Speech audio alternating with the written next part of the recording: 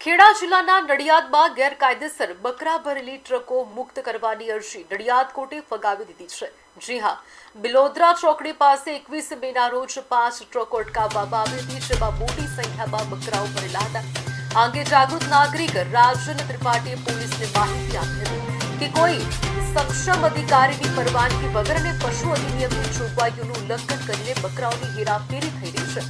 પોલીસે તાત્કાલિક કાર્યવાહી કરીને ટ્રકો અટકાવીને પશુઓને સુરક્ષિત સ્થળે ખસેડ્યા હતા।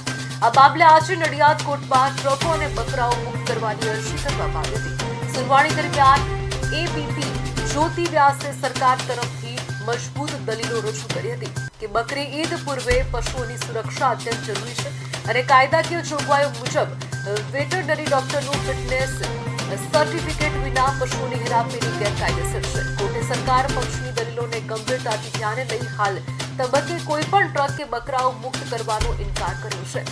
આ કેસની આગામી સુનાવણી 29 મે 2026 ના રોજ યોજાશે।